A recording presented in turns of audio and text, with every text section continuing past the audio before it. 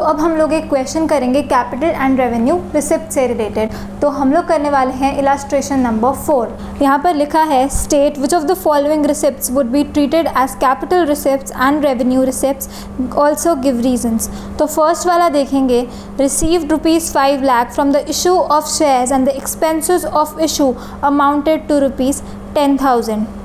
तो हम लोग कर रहे हैं इलस्ट्रेशन 4। फर्स्ट में लिखा है receipts from issue of shares, कितना लिखा है वहाँ पर ₹5 लाख,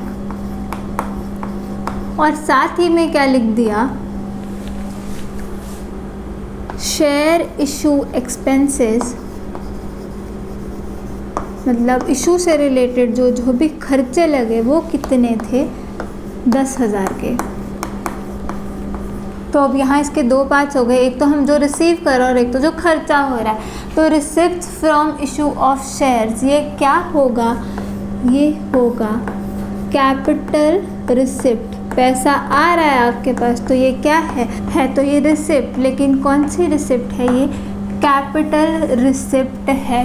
क्यों है ये कैपिटल रिसिप्ट? जब आपने शेयर्स इशू कर दिए तो आपने क्या किया, एक लायबिलिटी खड़ी कर ली, इस कारण से जिसने इंक्रीज कर दिया लायबिलिटी को, वो रिसिप्ट क्या होती है, वो कैपिटल रिसिप्ट होती है। दूसरी चीज़ क्या, ये नॉन रिकरिंग नेचर की होती है, रेयरली ही ये रिसिप्ट आएगी, इसलिए ये क्या है, ये कैपिटल रिसिप्ट है। दोनों का रीज़न लिख लेंगे हम, बिकॉज इट इंक्रीजेज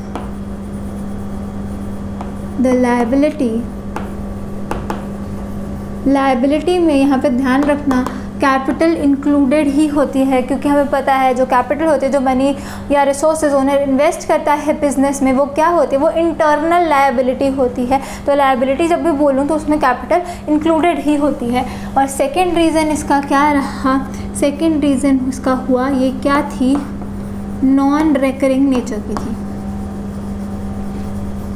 तो इन दो रीजंस के कारण ये receipts from issue of shares 5 lakh रुपए जो हैं, ये क्या है, ये कैपिटल रिसिप्ट है। और ऐसे ये जो शेयर इशू एक्सपेंसेस, खर्चा हो गया, कोई आउटफ्लो हो गया कैश का, इसी कैपिटल रिसिप्ट को ऑब्टेन करने के लिए, तो ऐसा खर्चा क्या है, हमने देख लिया था लास्ट क्लास में, ये होगा कैपिटल एक्सपेंडिचर।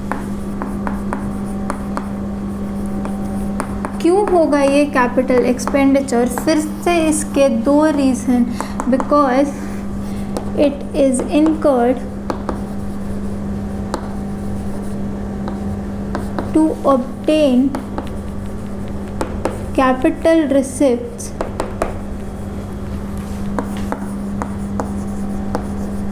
और दूसरा रीज़न क्या, नॉन रिकरिंग नेचर। इसलिए ये वाला जो एक्सपेंडिचर है ये क्या है, कैपिटल एक्सपेंडिचर है।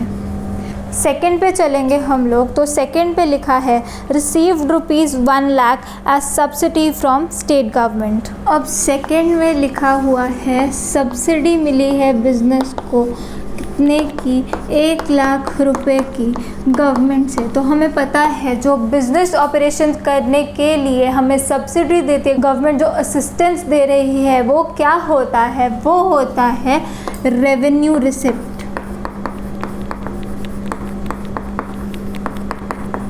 क्यों होती है ये रेवेन्यू रिसिप्ट, क्योंकि it is received in the normal course of business operations. Business operations. तो इसलिए क्या है, ये जो सब्सिडी हमें गवर्नमेंट दे रही है अपना बिजनेस चलाने के लिए, ये क्या है, ये रेवेन्यू रिसिप्ट है। थर्ड पे चलेंगे हम लोग, वहाँ लिखा है compensation received from improvement trust for compulsory removal of business to another place. तो अब थर्ड में क्या है, हम कुछ कॉम्पेंसेशन रिसीव कर रहे हैं। तो अब यहाँ पे पहले तो समझते हैं कि कॉम्पेंसेशन होता क्या है। कॉम्पेंसेशन वो पैसा होता है जो हमें दिया जाए in return for some damage या लॉस जो हमें दे दिया गया। अब क्योंकि कंपल्सरी रिमूवल करवा रहे हैं, बिजनेस का किसी और जगह लेके जा रहे हैं, तो उस बिजनेस को अपना रीलोकेशन करने के कारण क्या है, बहुत प्रॉब्लम आएगी। तो उसके लिए क्या वो कॉम्पेंसेशन पे कर रहे हैं उस बंदे को। तो जो कॉम्पेंसेशन रिसीव कर रहा है बिजनेस अपने नॉर्मल बिजनेस ऑपरेशंस के लिए, उसकी रीलोकेशन करने के लिए in the normal course of business है ये, तो ये क्या होगा, ये रेवेन्यू रिसिप्ट ही होगी। क्योंकि ना तो इससे कोई लायबिलिटी खड़ी हो रही है और ना ही इससे कोई एसेट क्या हो रहा है, कम हो रहा है। ये in the normal course of business हमने कॉम्पेंसेशन रिसीव कर ली एज अ डैमेज जो हमने सफ़र किया उस रीलोकेशन के कारण। तो ये क्या है, ये रेवेन्यू रिसिप्ट है। रीज़न भी लिखेंगे इसका, because it is received to compensate the loss caused to the business। तो नॉर्मल बिजनेस ऑपरेशन से रिलेटेड थी, इसलिए ये क्या है, ये रेवेन्यू रिसिप्ट है।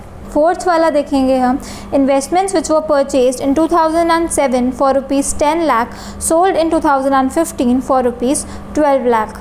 तो फोर्थ में क्या है, हमने कोई इन्वेस्टमेंट्स को बेच दिया, सेल कर दिया। 2015 में कितने का बेचा, ₹12 लाख। और इसे हमने परचेज़ कब किया था, 2007 में इसे हमने परचेज़ किया था। कितने का परचेज़ किया था, 10 लाख का परचेज़ किया था। अब सबसे पहली बात जो हमने रिसीव किया from sale of such investment, मतलब कि एक एसेट की वैल्यू को डिक्रीज़ कर दिया। क्यों, ख़त्म हो गया वो एसेट हमारा, हमने उसको बेच दिया और 12 लाख रुपए हमने रिसीव कर लिए उसके सेल प्रोसीड्स। तो सेल प्रोसीड्स ऑफ इन्वेस्टमेंट, ये जो 12 लाख रुपए हैं, ये 12 लाख क्या है, ये कैपिटल रिसिप्ट है।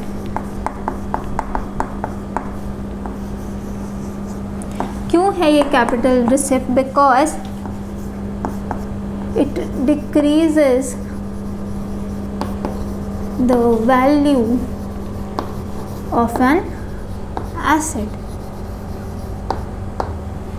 और दूसरा रीज़न क्या ये होता है, नॉन रिकरिंग नेचर का, बार बार नहीं होता रहता, ये रूटीन नेचर की ये रिसिप्ट नहीं है।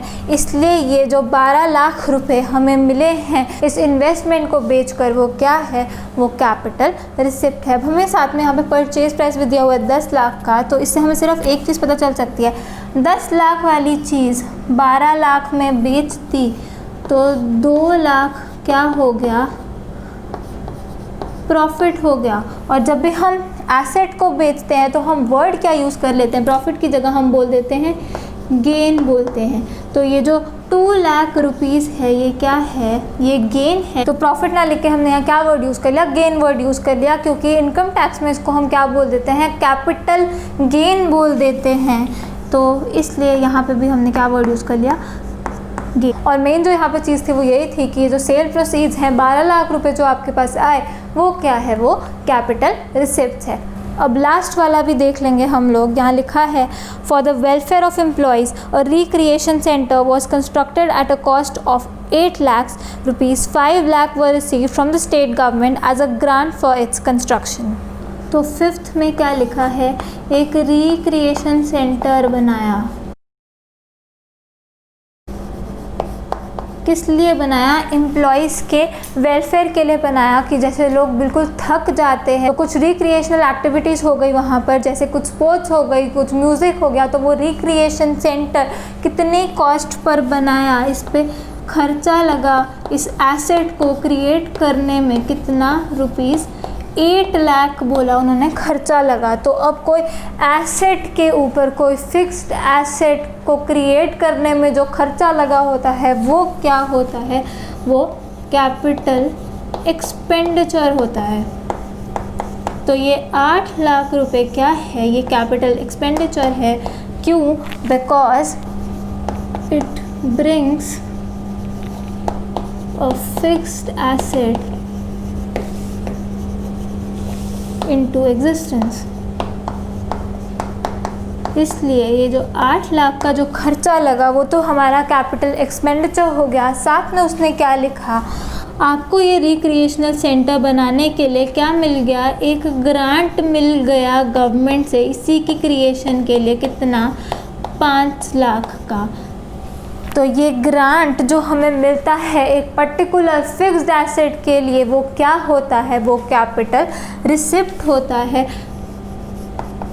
तो यहाँ हम लिख देंगे ये क्या है, ये जो 5 लाख रुपए मिले ये कैपिटल रिसिप्ट है। क्यों? क्योंकि ये डिक्रीज कर देगा उस फिक्स्ड एसेट की जो वैल्यू है, जो कॉस्ट है उसे डिक्रीज करेगा। इसलिए ये ग्रांट क्या है? ये कैपिटल रिसिप्ट है। Because it decreases the cost of a fixed asset. इसलिए ये क्या है?